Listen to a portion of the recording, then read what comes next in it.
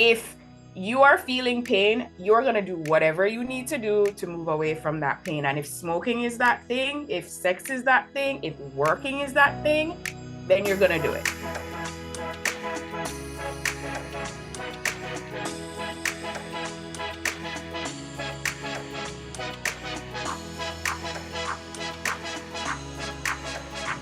Hello, and welcome back to You Need a Counselor podcast. My name is Dr. Julie Johnson. I'm the president and founder here at Heart and Solutions here in Iowa. So if you are in Iowa and in need of a counselor, go ahead and give us a call at 800-531-4236. We are still doing online counseling, telehealth counseling, and in-person counseling in any of our 6 Iowa locations.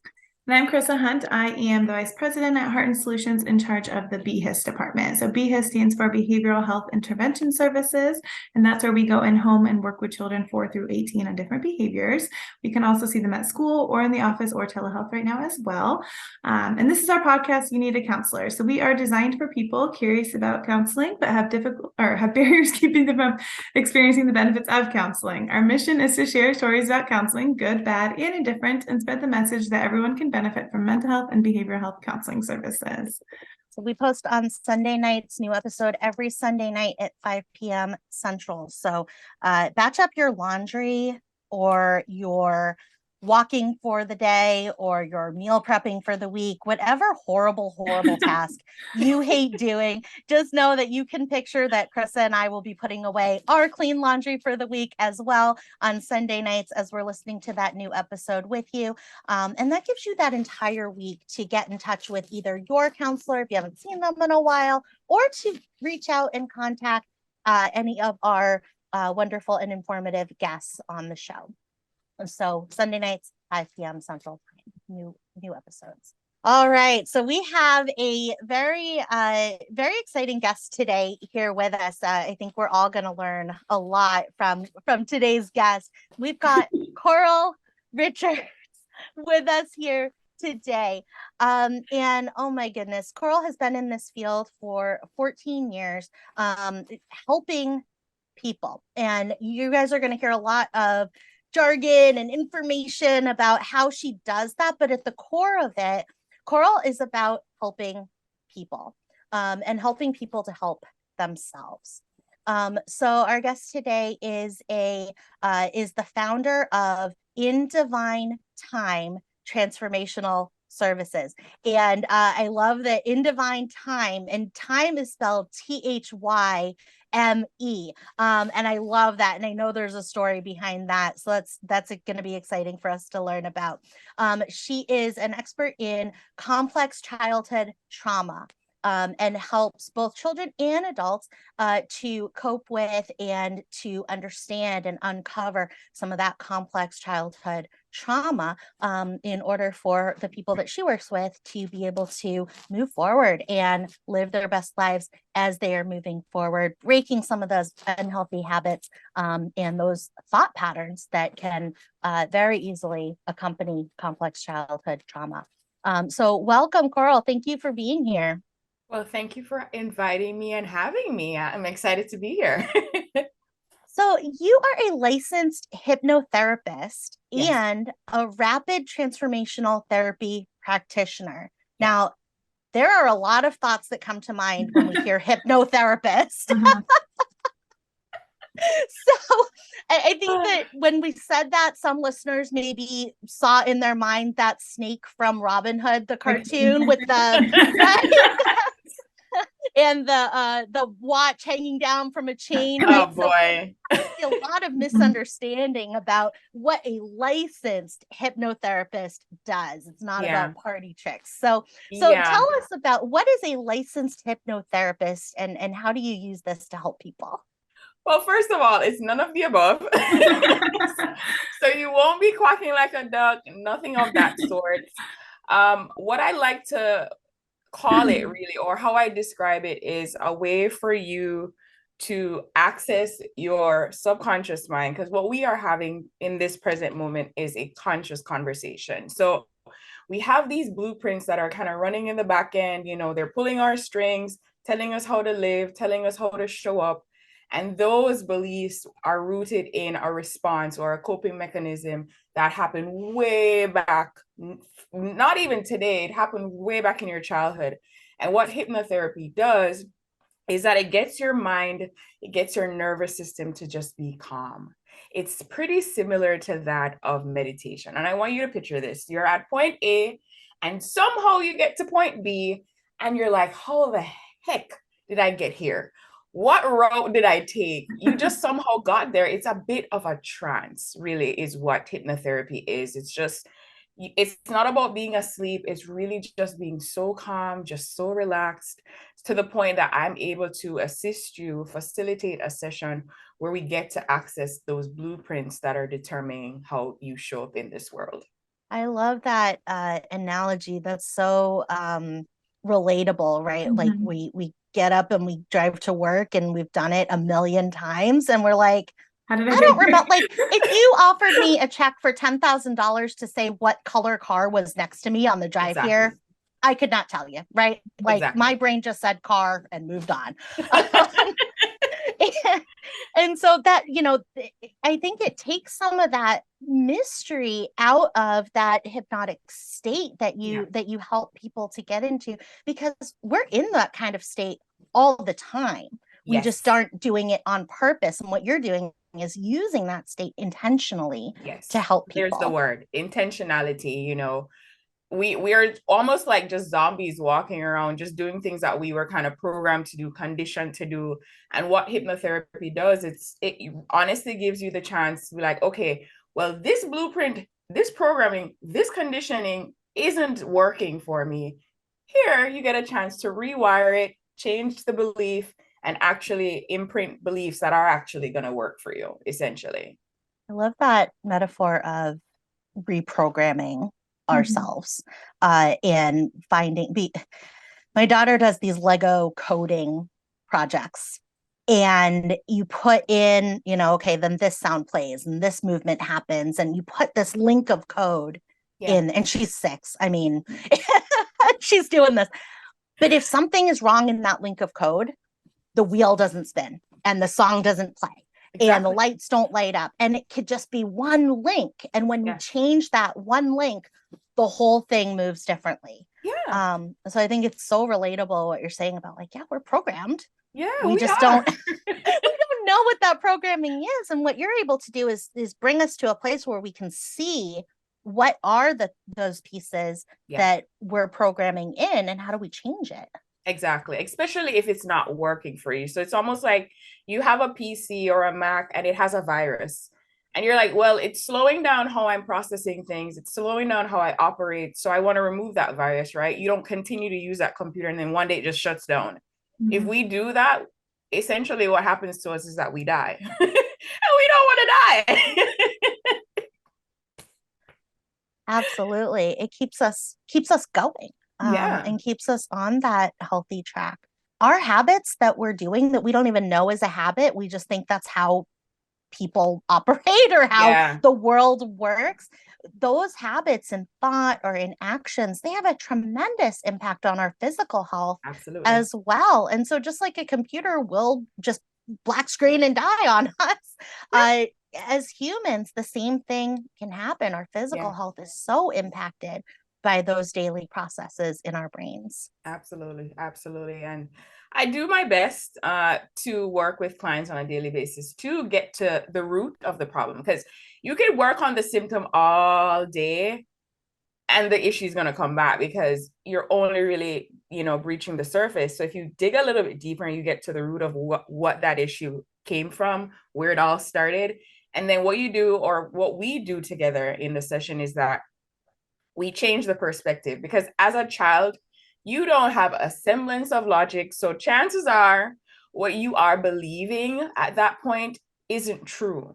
So we remove the truth and we give you some actual facts. Because take, for instance, a child that they see their parents arguing, and for whatever reason that came to mind. In that moment, they're thinking they're arguing because of me, not realizing that they're arguing because they have financial stress and they don't know how they're going to pay the next bill. I'm there thinking as that 2-year-old, oh my God, I'm not enough. I'm broken. I'm causing this. and it has nothing to do with you. I was listening to a podcast this morning with Gabor Mate, and he mentioned that children are so narcissistic, not in a bad way. It's just that they take everything so personally, and those are the roots of the beliefs, and the beliefs honestly came from something that wasn't even about you in the first place. Mm-hmm. Absolutely. I love that. Children are extremely narcissistic. Yeah. And it's very useful in terms of staying alive, right? Yeah. For survival, Yes. children are very, very vulnerable. They need to be able to go, I need to get myself out of here, right? Because they can't be, helping their sibling in a life or death situation, right? They're not built for that. No. So mentally, they're built to be able to be like, I got to get out of here, right? I got to get to safety. And it does kind of have to be about them for survival. But when we are children and we misunderstand the causes of things, and then we, as adults, we take action to try to not do that. So I love this example that you gave of like, my parents are fighting, I'm a toddler, I just had a toilet accident, right? Yeah. And now my parents are fighting today, right? Yeah. And I have no idea that like my parents are having financial difficulties. They're talking about their in-laws, right? Like they're having a disagreement about the water heater. I have no idea, right? But I know that I did something and then this happened and I was afraid, right? Or I used up the last yellow crayon and now my parents are fighting about money, right? I wasted that crayon and now my parents have to buy more crayons. Yeah. And when we think about that stuff with our adult brain, we go, oh, wait, like they weren't fighting because I used up the crayons, right? No. But as children, that is so, because we are so rooted for survival. And so, if I'm a baby rabbit and I know that like when a hawk flies by, I got to get out of there and I need to get hidden. That's important. That's useful to me. Exactly. But then if I think that airplanes are hawks and I'm, diving into my rabbit hole all the time and I never come out of the rabbit hole because I think that clouds are hawks. Yeah. It's going to be detrimental to my life as a rabbit. Yeah. And the same thing is true for humans. Yeah, I think you've made a very valid point in terms of we are wired for survival. And I want to dig a little bit deeper in terms of what survival looks like for us. Survival is connection. And if we don't do that action or the inaction, it means that we are not going to be connected. Essentially, we're going to die. We are going to definitely make sure that we do that, even if it's something that we are not even capable of doing, because we have this tendency as children to try to do something that the truth is we're not even equipped to do. So that's when I want to do this, I can't do it. If I can't do it, that means I'm one, I'm not enough. And then two, I'm hopeless, I'm helpless. And then you walk through this world thinking and believing that you are helpless, you are hopeless. And so an opportunity comes your way in your 20s or in your 30s, and you're like, well, I couldn't do that then, so I definitely can't do that now, not realizing that the two events have nothing to do with each other. Absolutely. That if I had said no to a parent, then I would have had potentially difficulty in that relationship, and that means I'm not safe. Right. Yeah. So if I've got a parent who has, maybe some challenges of their own, and if I say no to that parent, I'm not safe. And maybe it doesn't mean physically, maybe I'm still physically safe, but like you said, I am in danger of losing that connection. If I've got a parent who will be like, well, then fine, you're on your own emotionally. Yes. Then I feel like that's not safe. And then when my boss asks me to do something and I'm overloaded and I can't do it, I don't feel safe to say no, right? Exactly. Or my church leader asks me, to volunteer for something, and I'm emotionally very dependent on that connection, that relationship there, and so I don't feel safe to say no, even though it's perfectly safe in that moment, but it doesn't feel safe It to doesn't. It doesn't feel safe. And then what we don't recognize, because there's always a flip side. When you are saying yes to them, you're saying no to yourself. So you're abandoning yourself, you're rejecting yourself. So when you feel that resentment later on down in that journey, the resentment isn't towards that person. The resentment is actually towards yourself because you've been saying no to yourself this whole time when you truly wanted to say yes. There are so many layers to, and I know that so much of your work, because you're doing this hypnotherapy as a licensed practitioner of hypnotherapy. I always want to make sure that's clear because Okay. there is so much misunderstanding about it. But as you're doing this with your clients, you're able to bring them to those different times in their, or feelings in their lives, Yeah. and kind of uncover some of those layers. Yeah. It's so important that you said feelings because that's exactly what it is. It's as children, we're feelings oriented. We don't, like I said, we don't know logics, right? We just know, oh, I feel happy, I feel sad, I feel bad, we don't even know the word guilty yet. We just feel bad, you know? So I catch myself even today. I'm like, I feel bad. And I'm like, okay, what is that bad telling me? We got to give it some words, right? So it's almost like, okay, connecting to that feeling is going to give you the information that you need. We can't be like, oh, this logical creature, because we're not even logical people. We're feelings oriented people. That's how it started. So I get you back to that feeling, and I know it's painful sometimes because what most people have done throughout these years is that they've disconnected from themselves, and in being disconnected from yourself, you're disconnected from your feelings, your emotions, who you are authentically. So it's me then forcing them in an uncomfortable situation. And on paper, you're like, well, this is you. Why are you uncomfortable with being you?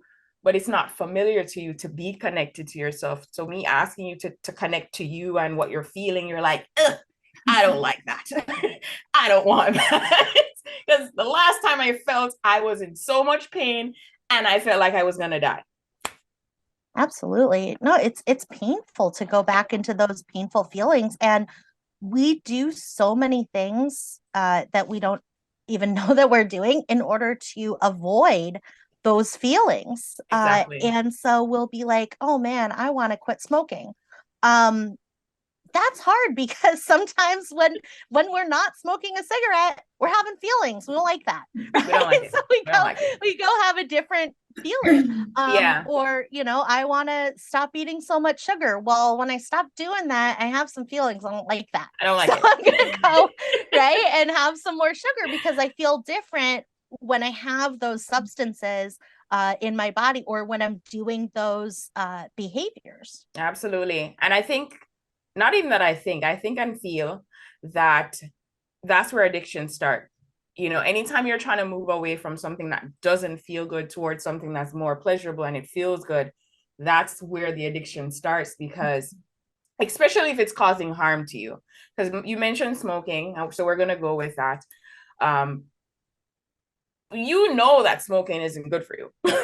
But for whatever reason, you can't put that cigarette down, because when you're smoking, you have this sense of nostalgia because it brings you back to probably a memory. It brings you back to a space where, oh my God, I felt so connected when I was smoking with these group of people. I felt like I was a part of a community. This is my thing. This is how I feel good about myself. So why in God's name would I not smoke? And this is where the compassion comes in for me, because before I was like, smoking is a choice. And I'm being honest, I was one of those people that said that drinking, smoking was not a disease, because I'm like, there's no way. You have choice. You can choose not to. But the truth is, sometimes you really don't have much of a choice, because if you're wired to go towards what's pleasurable, and that's just a human wiring. This is not just a smoker's wiring. This is a human wiring where if you are feeling pain, you're going to do whatever you need to do to move away from that pain. And if smoking is that thing, if sex is that thing, if working is that thing, then you're going to do it. You're going to do it. Absolutely. I love what you said about, that how you're thinking about these things has opened up and changed and evolved, because I think it is so common, that we think it about ourselves, we think it about other people, right? We go, why can't I quit doing this thing that I hate? Like, I don't want to do it. I keep doing it. Why am I doing this? And the truth is that we don't have a choice in terms of those habits, right? Because we do have that programming. That programming is strong. Yes. But we're able to go in, and if we say, okay, I am strong enough to go towards the pain instead of away from it. Yeah. I can, instead of doing whatever it is, and a lot of the addictions, now are things that we seem to be healthy things, but they still are detrimental, right? So you mentioned work addiction is huge. Yes. It's glamorized. Phone addiction is huge, right? And these are things that we think are, or even like task completion, right, is an addiction. And because it feels good to do it. And when I'm doing something, getting like, yes, I'm going to cross this off, I'm going to get this done, then we don't feel these other painful feelings, right? We're avoiding using work or using travel even, right? Or coffee dates or whatever it is, right? There's nothing inherently wrong with those things. It's, are we using it for comfort? Am I going there for comfort to avoid painful things? Or do I know that I can address painful things? I can feel pain and not die. It's going to be painful. Oh, yeah. But I'm not going to die from feeling it. And that I can do that instead of trying to run away from it with other behaviors. Yeah, it's a tough world to live in, especially because the very thing that is causing harm to us as human beings is something that is glamorized. It's something that is acceptable. So it's almost like you see it every day and you're telling yourself, well, I don't feel good, but society is telling me that this is how I'm supposed to be, not realizing that you're going against everything that you are not. You are not that, right? But because we have this semblance of, I want to fit in, I don't want to be ostracized, so I'm going to do this because this is what is expected of me, especially with men. They're supposed to provide, they're supposed to protect, they're supposed to do all of these things. But what if that's not your nature? What if that's not your nature? There's nothing wrong with that. There's no shame or guilt in that. But we live in a society that says there is. Don't feel your emotions, because if you feel your emotions, that means you're weak. That is the lamest thing I've ever heard in my life. Like, you're telling me something that I do naturally as a human being makes me weak, so that we're all weak, if that's the case. Absolutely. Yeah. And we are all weak. And I think like it's trying to avoid being weak that causes us so many problems. And we think that it's the being weak that causes us problems. And gosh, we are all weak. And okay, like I think it's that acceptance of that fact that I'm not weaker than somebody else. I'm going to be weaker than somebody else in certain areas. And I'm going to be stronger than somebody else in certain areas, but we're all that way. And that there isn't something wrong with us if we have challenges in a certain area. I think I love that example. Our society, our culture, the things that are expected of us in our different roles can be very challenging for us. And sometimes we don't even notice it because it's like acceptable, It's like, that's what everybody does. So it's very difficult. And it's just like, smoking when I was growing up, everybody smoked in restaurants, everybody smoked, like you could smoke on the train, whatever, right? Like nobody cared. It was just normal. And if you didn't do it, you were weird. And now, things have changed over the last 30, 40 years. And now it's a little bit like, it's different to see somebody smoking, or if you saw somebody smoking in a restaurant, you'd be like, what's happening? But it used to be so normal. And I think the things that we are coming up against, busyness and workaholism and cell phone addiction and Netflix addiction, all of these things are they just seem normal to us, right? But they're difficult. It's challenging, even just hearing what you're saying just now. The thought is, it's almost like a trend, right? So when the trend is here, we're all just kind of hooked to it. And then once it's kind of, removing itself and to the point that it no longer exists, we lose our identity. So it's almost like our identity is attached to what's popular, what's trendy. And that's unhealthy, because at no point will you ever be stable. At no point will you have a semblance of an identity, because it's always ever changing, ever evolving, whether it's good or bad, healthy or not. And I think that's why it's so important for us to be rooted in who we are. So even when these trends come, these fads come, you're like, okay, does that resonate with me? Those are questions that I ask myself on a daily basis. Like when I see something, does that resonate with who I am authentically? And I say authentically, and I know it's a word that we've been hearing a lot lately, but does it really connect to who I am at my core? And if it doesn't, then I leave it alone, because I know that's going to cause me anxiety. I know that's going to cause depression. That's going to cause so many things for me. So I leave it alone. And yes, they're going to tell me I'm weird, but I'd rather be weird than be just being pulled by those strings. It's exhausting.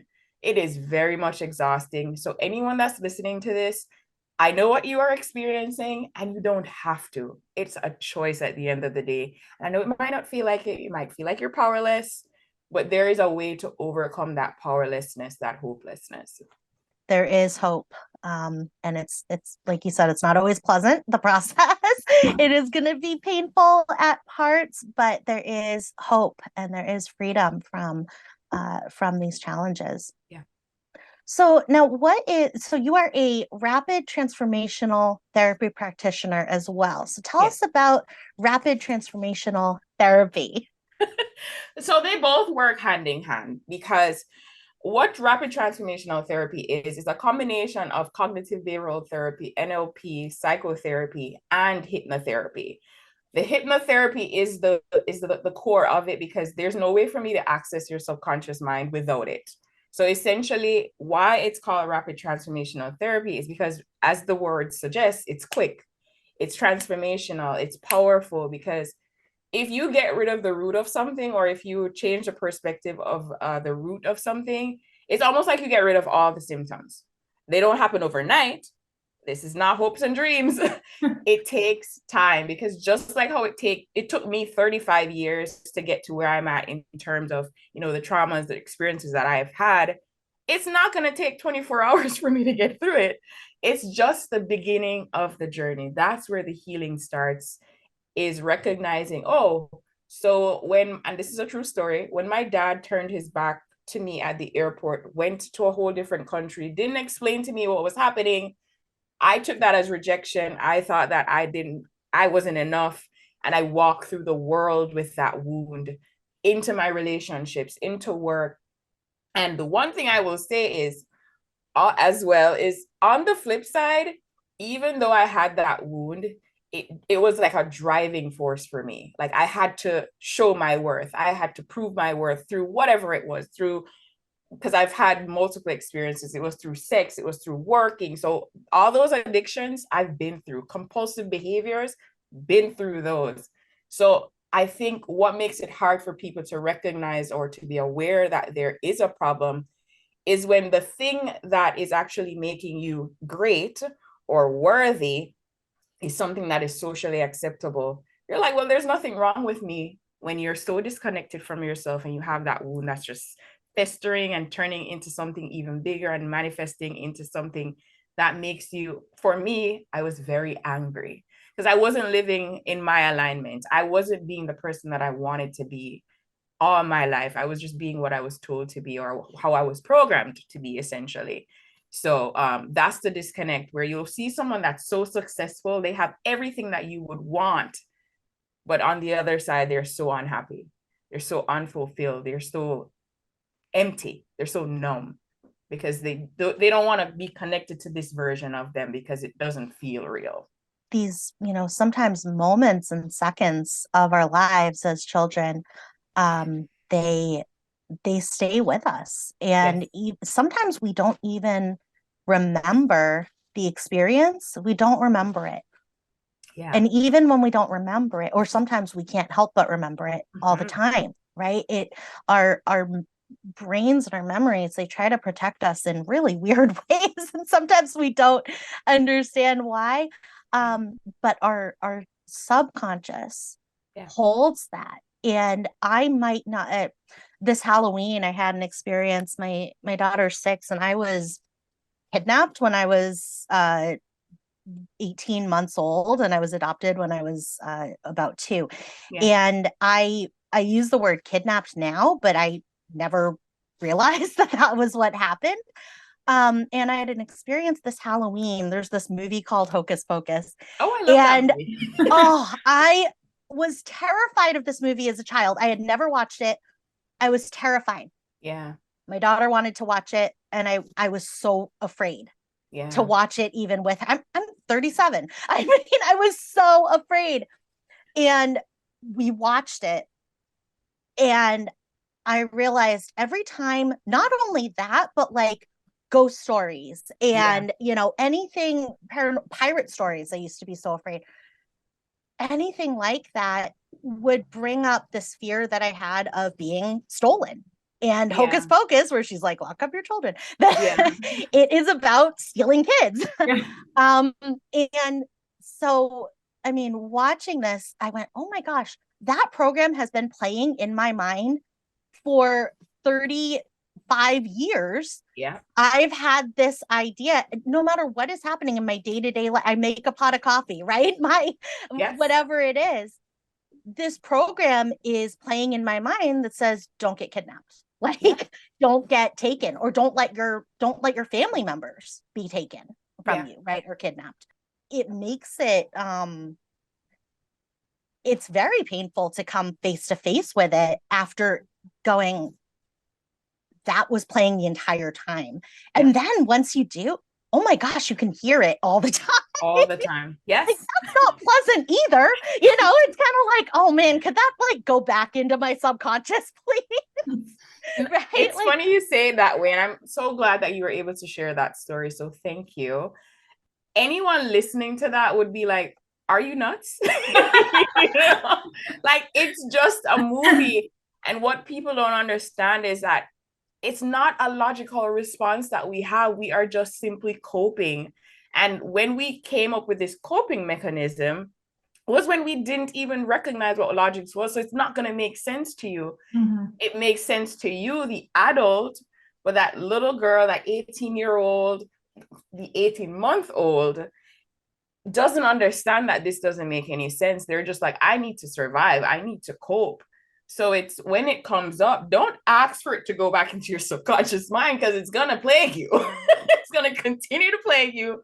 So it's talking to that 18-month-year-old and be like, first of all, be compassionate to the fact that that was the definition or the perception of that event, and be like, okay, I understand why it is that you thought that this was a necessary, response or reaction. But we're older now and we're safe. We know how to take care of ourselves. We know how to take care of the people around us. We are protected. And you start to, feed those words of affirmation into that 18-month-year-old. It's speaking life into that version of you, because that version of you, that is what they needed at that time. And they didn't have that, right? So it's not pushing it down, because it's always going to be there if you keep pushing it down. And once it comes up, that's when it's in your best interest to deal with it, so that you don't fear these movies anymore. You take your power back, essentially, because you've then changed the perception and changed how you have perceived that situation, because you know better now, instead of staying as that 18-month-old. Absolutely. I like the description that you used when you described your experience. And I thank you for sharing that experience as well, because these things that we, like you said, if somebody hears my story, they're like, what are you talking about? Right. And these are the same things, as you have. And I love that you use the word wound, right? Because as you describe your father leaving, and this father wound, and there are so many of us that have parental wounds. Yes. And the term, you know, they use the term father wound, but it's a parental wound. It's a guardian wound. It's a caretaker wound. Exactly. That we have, and we carry that with us. And you have done all of this work to be able to verbalize it and to be able to recognize it, right? As it comes up and as it changes your behaviors. And then you're using what you've learned. You're using this passion that's provided to you to help other people to uncover their childhood wounds and their childhood trauma. And I think that is so beautiful. Yeah. What were some of the ways that you saw that wound coming through in your day-to-day life as an adult, as a 35-year-old? Oh boy. Wow. I think I mentioned one before. In fact, two. I've mentioned I was a workaholic. So when I mentioned it, I didn't just mention it because, you know, that's the type of clients that I have. It's a personal experience. I worked a whole lot. I was really good at what I did. So I was like, I was getting all of these accolades, you know, all of this validation, and that feels good. You know, like it felt really good because within me, I wasn't validating myself. I felt like I was unworthy. So, you know, even you have people that when you tell them these great validating statements, they don't receive it. I was receiving it. My cup was filling with it, but then that meant that I was giving that power to something outside of me. And if I can give you the power to validate me, I can also give you the power to invalidate me. So I recognized that when I was choosing to be like, okay, I've had enough, I'm tired, I'm just going to take a break. It was like, well, you're not doing enough. And I'm like, well, you just awarded me a week ago saying that I'm your top agent. So clearly there is a disconnect here, right? So in recognizing that, okay, I was giving my power away, I started to make different choices. And in making different choices, one, you lose the validation. One, you lose the people who used to think that you're all this and a bag of chips. And that takes a toll on you. And when I recognize that, okay, I don't like how that feels, and this really has nothing to do with them, I had to kind of dig a little bit deeper. Did I dig a little bit deeper? No, I did not. I was in my 20s, and in your 20s, you are allowed to make these mistakes. In your 30s, you're also still able to make mistakes. But in essence, I'm saying when you make those mistakes, just be kind to yourself.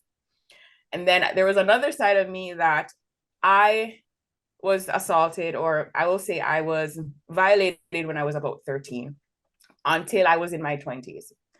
And every time I tell this story, the first thought that comes to mind is, why did it happen for so long?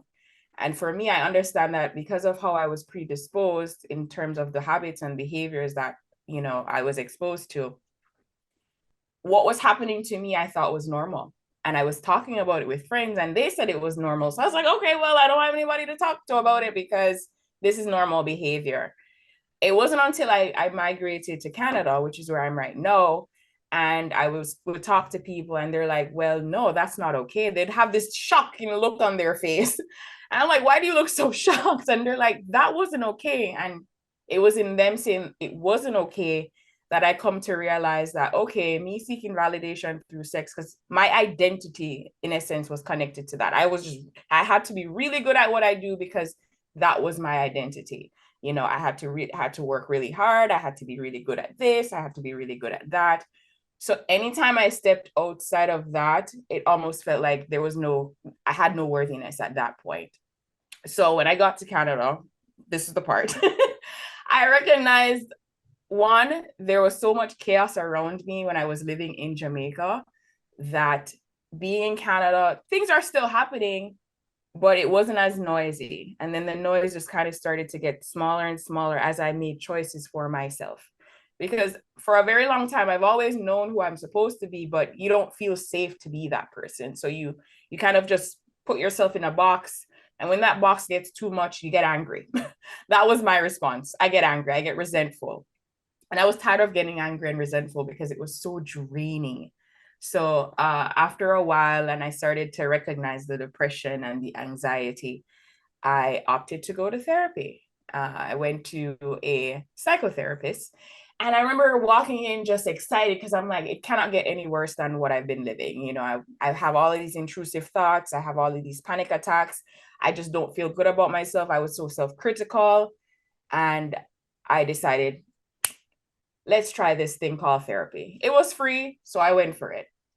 Sat in the office, and for the first, I'd say 2 out of the 6 sessions, it felt like we were getting somewhere until we just hit a brick wall, because what she told me was that there's nothing wrong with you, which in hindsight, she may have been telling the truth.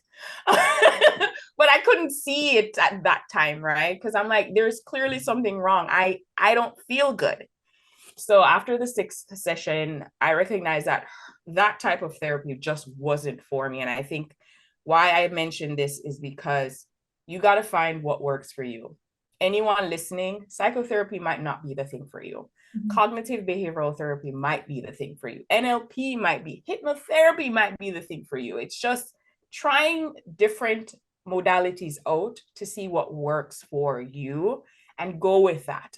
And therapy, trust me, the best decision that I've ever made in my life, because it made sense of the nonsense that was going on up here. Okay.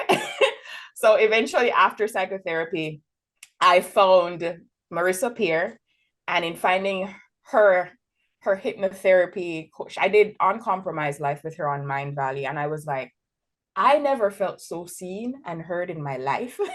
And in feeling that understanding, I was like, this is it for me. And I've never looked back. Wow. It's beautiful. You were able to seek out all these different modalities and to say, oh, that one is not for me. Okay. And it doesn't mean it's not a good modality. It doesn't mean that's not for me. And then it, this journey that you've done, it's very reflected in the different methods and techniques that you offer your clients, because you've lived it. So you're able to say to your client, like, these are some things that we can do, and half of them are not going to be for you. Like, yeah. We're going to try them. We're going to recognize, oh, nope, don't like that. Yes. And then we have other options. And I think because you have trained and are, able to provide all of these different options, you're able to validate for somebody when one path isn't right for them.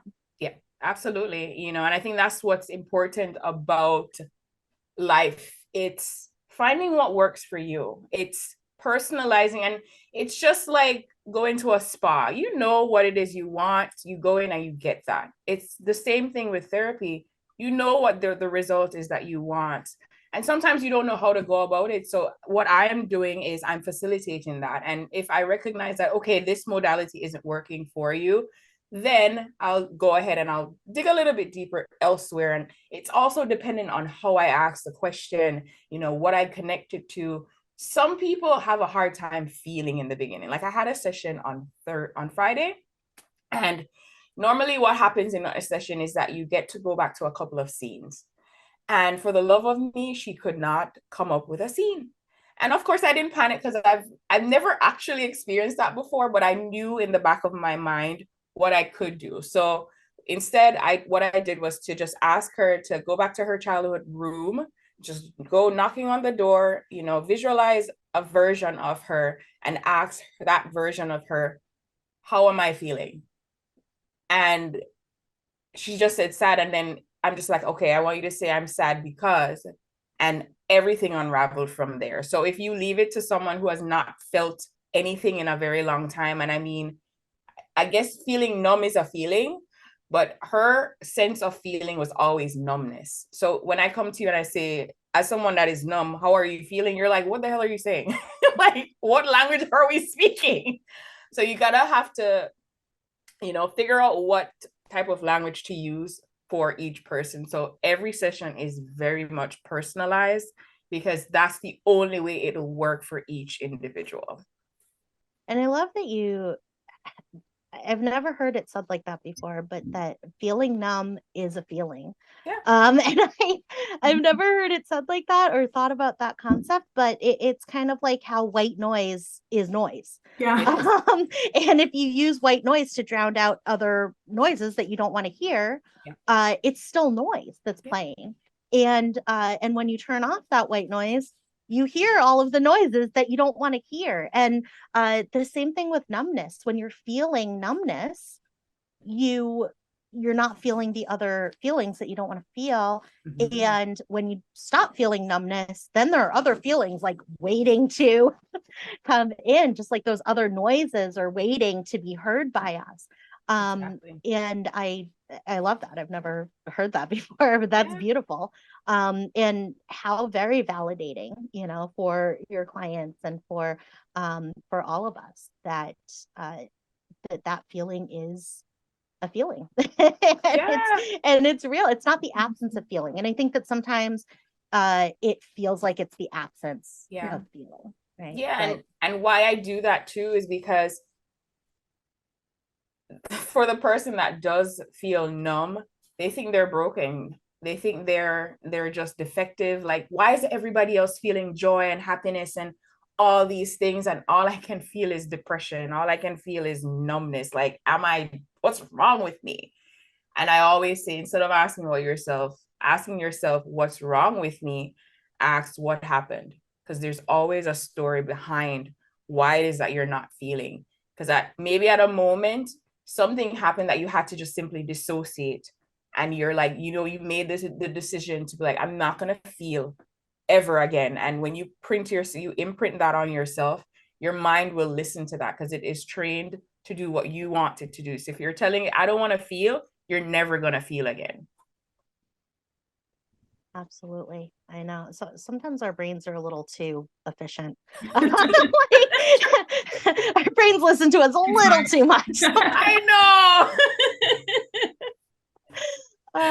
Well, this is wonderful. So so your company is In Divine Thyme Transformational Services. Yes. And clients can meet with you in person and virtually, or is it only in person? It's really just virtually, because the choice I made was because I live in Winnipeg, Manitoba, and that's in Canada. I want to be able to access people everywhere because I do believe that my services are very powerful.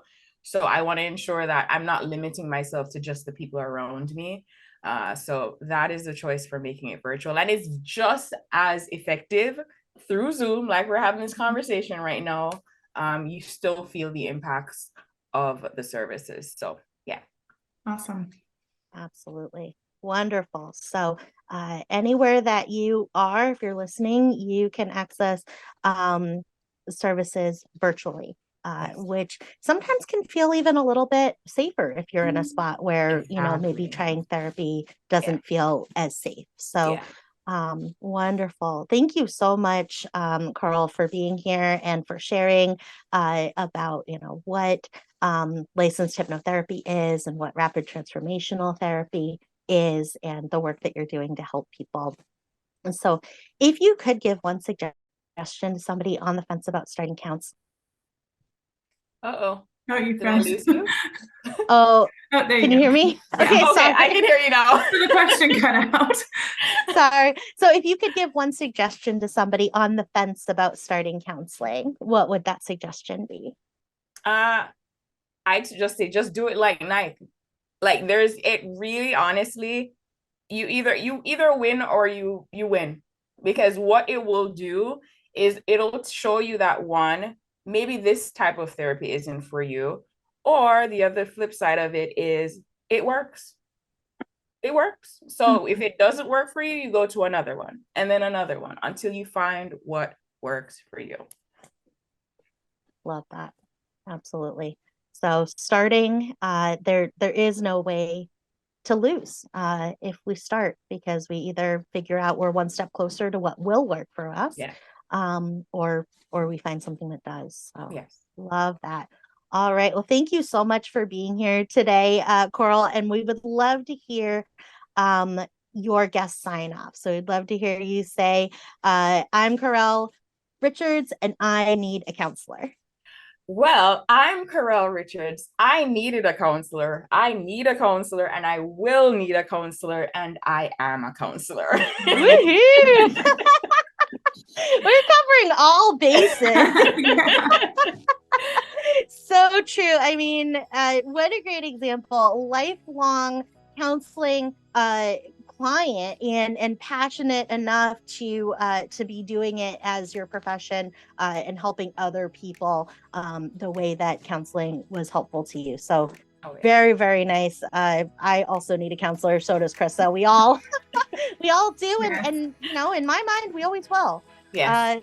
So wonderful, wonderful. So you guys can look up In Divine Thyme Transformational Services. And again, it's spelled Thyme is spelled THYME. And you can sign up for services from anywhere that you are virtually. Yes. All right. So thank you so much for being here. If you are in Iowa and looking for telehealth counseling, or if you're looking for that in-home behavioral health counseling service for your children, give us a call at 800-531-4236 here in Iowa. And, you know, we talked a lot about the effects of childhood trauma on adults. And so if you've got kiddos in your life, starting that behavioral health counseling or that therapy as they are a child, even if they don't have traumas that we can see as adults, they can still have those challenges that we can proactively work on as they are children. And like Julie mentioned at the beginning of the episode, we post new episodes every Sunday at 5 p.m. Central. So save up your laundry or your meal prepping or whatever horrible task you hate doing and listen to our new episode while you get that done. And then we can help convince you to call your own counselor or reach out to a new counselor or to reach out to our guest this week to schedule as well. And if you have any questions for us, you can reach us on our Facebook page at You Need a Counselor Podcast or on our Instagram at You Need a Counselor Podcast there as well. So I'm Chrissa Hunt. And I'm Julie Johnson, and we need a counselor. And so do you. Bye. Bye.